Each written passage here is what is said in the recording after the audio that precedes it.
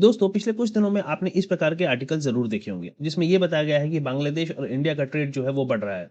आपके मन में ये सवाल ज़रूर आता होगा कि बांग्लादेश जहाँ पे काफ़ी एंटी इंडिया सेंटीमेंट अभी काफ़ी चरम पर है, वहाँ पे इंडिया के साथ ट्रेड कैसे बढ़ रहा है? और साथ ही भारत और बांग्लादेश ने पिछले कुछ अपने ट्रेड को रिस्ट्रिक्ट करने के लिए कुछ कदम उठाए, उसके बाद भी हमें ये डाटा क्यों मिल रहा है? इस वीडियो में हम इसी बात पे प्रकाश डालने की कोशिश करेंगे।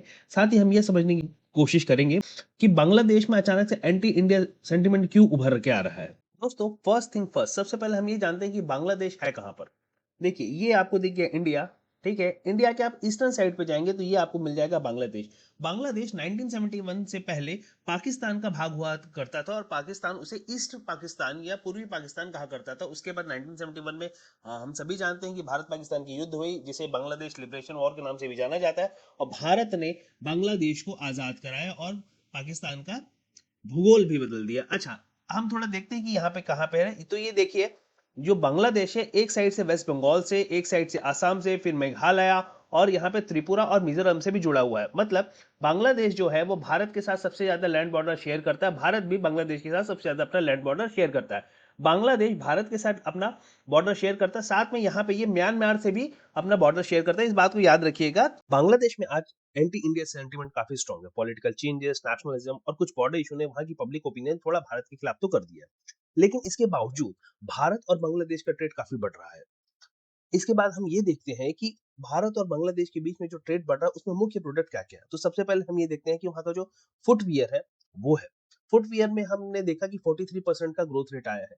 जो रेडीमेड गारमेंट्स होते हैं उसमें 17% है। हालांकि बांग्लादेश रेडीमेड गारमेंट के लिए वर्ल्ड फेमस है, वहां बहुत ये होता है। उसके साथ हमने देखा कि फिश का जो है उसमें भी 42% की ग्रोथ आई है। ये इसके पीछे का रीजन जानते हैं। तो सबसे पहली बात है जियोग्राफी। देखिए, मैंने आपको बताया कि जो बांग्लादेश है वो तीन तरफ से भारत से घिरा हुआ है, सिंपल सा बात।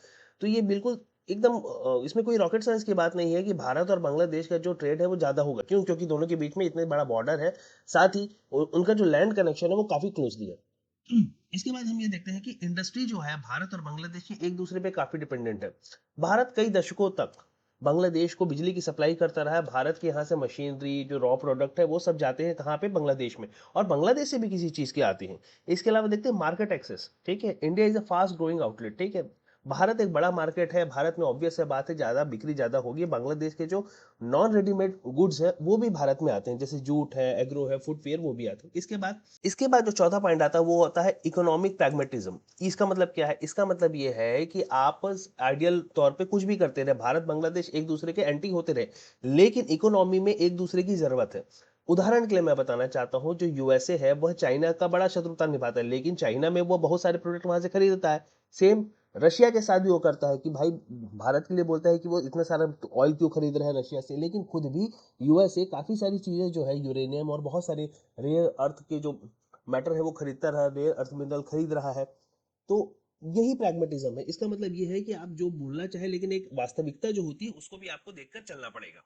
भारत और बांग्लादेश के जो संबंध खराब हुए हैं उनका जो असर आया है वह हमारे ट्रेड पर भी आया है। जैसे फॉर एग्जांपल, मई जून में भारत ने क्या किया कि लैंड रूट जो इंपोर्ट था बांग्लादेश का उसको बैन कर दिया। लेकिन हाँ, सी से अभी भी चल रहा है। भारत उसको कभी भी बंद कर सकता है अगर संबंधों के आधार पर देखा जाए तो, क्योंकि भारत और बांग्लादेश के संबंध काफी अच्छे नहीं। बांग्लादेश ने भी क्या किया? बांग्लादेश ने भी राइस जो है, ठीक है, उसको रोक दिया। अब बांग्लादेश ने जब रोका भारत से इंपोर्ट, तो क्या हुआ? बांग्लादेश के जो लोकल मार्केट है वहां पे चावल के दाम बढ़ गए, तो ये बांग्लादेश को यहाँ पे घाटा हुआ।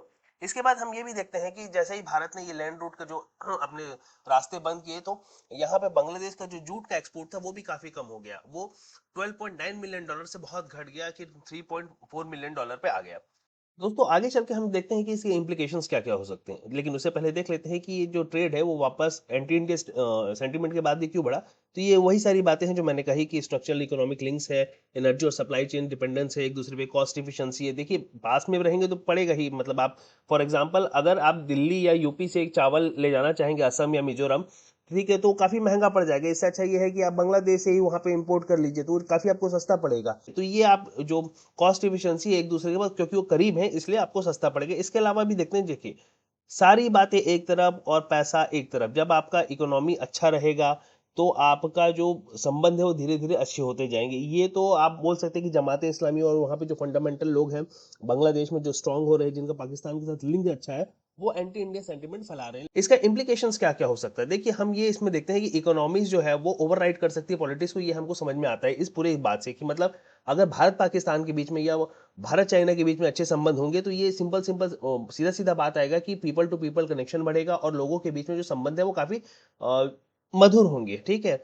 भारत-पाकिस्तान के केस में थोड़ा डिफरेंट हो जाता है क्योंकि भारत और पाकिस्तान एक तो हमारे बीच में कड़वाहट बहुत है, दूसरा पाकिस्तान की जो टेररिज्म को लेके नीति है वो हमें डायरेक्ट इम्पैक्ट करती है। जैसे पहलगाम हो गया, 26/11 हो गया, ये सब मतलब पाकिस्तान को अपने आप मतलब अपनी जो नीति है उसको सुधारनी पड़ेगी। इसके अलावा हम ये देखते हैं कि जैसे-जैसे भारत जो है साउथ एशिया में भारत का ट्रेड बढ़ेगा तो भारत का इकोनॉमिक इन्फ्लुएंस भी बढ़ेगा, ठीक है?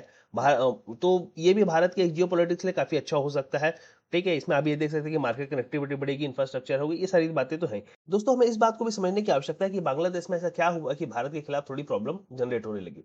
पहला, हमेशा ये देखा गया बांग्लादेशियों के अंदर कि इस बात का थोड़ा-सा उन्हें मतलब असमंजस में रहते हैं कि वो भारत के प्रति कृतज्ञ रहे या फिर ये सोचे कि नहीं दिल्ली जो है वो ढाका पे रूल करने की कोशिश कर रही है या दिल्ली जो है वो ढाका को अपने हिसाब से ढालने की कोशिश कर रहा है। तो बांग्लादेश में अब हमेशा 2 मूड मिलेगा। एक मूड ये रहेगा कि हाँ, वो भारत को बहुत अच्छी नज़र से देखते हैं कि नहीं ब म भारत ने काफ़ी हेल्प किया हमारा। लेकिन आप देखेंगे तो कहीं न कहीं कुछ लोगों में ये भी बात मिलता है कि जो दिल्ली है, चूँकि वो साइज़ में हमसे बड़ा है, तो हमको मोल्ड करने की कोशिश करता है अपने हिसाब से। साथ ही हम ये देखते हैं कि इस पूरे जो हमने ये इकोनॉमी का बात पढ़ा, हम ये भी देखते हैं कि चाइना के साथ ढाका जो है बांग्लादेश है, वो काफ़ी अपने संबंध बढ़ाने की कोशिश कर रहा है। उसके बावजूद आप ये देखेंगे कि जो बांग्लादेश का जो एक्सपोर्ट है चाइना के साथ, जो वो कम हो रहा है।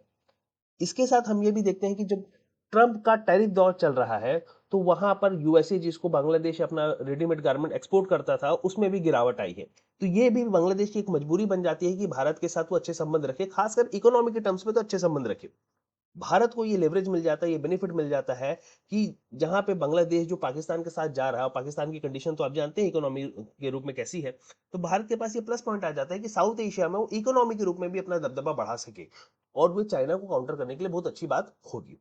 आप इस पूरे मुद्दे पे क्या समझते हैं? आपको क्या लगता है कि भारत को किस प्रकार से स्टेप उठाने चाहिए? भारत को इकोनॉमी का फ़ायदा देना चाहिए या फिर भारत को अपने सारे संबंध जो है इकोनॉमी के फ़ायदे जो बांग्लादेश उठा रहा है, उससे कैंसल कर देना चाहिए? हम अभी फिलहाल इतनी बड़ी इकोनॉमी है कि बांग्लादेश के बिना भी सर्वाइव कर जाएँगे और बांग्लादेश जो है जिसके 2 देशों के साथ संबंध है, मतलब बॉर्डर शेयर होता है, पहला म्यांमार और दूसरा भारत। म्यांमार के साथ तो उसके साथ ऑलरेडी टेंशन चल रहे हैं, तो भारत के साथ भी उतने टेंशन चल रहे हैं, लेकिन उस प्रकार के नहीं चल रहे हैं। तो आप क्या समझते हैं इस पूरे मुद्दे पे कि भारत को क्या स्टेप लेना चाहिए? ज़रूर अपने कमेंट्स में बताइए। चैनल को लाइक शेयर सब्सक्राइब करिए। आप देख रहे हैं स्टडीफिकेशन, मैं हूं सागर।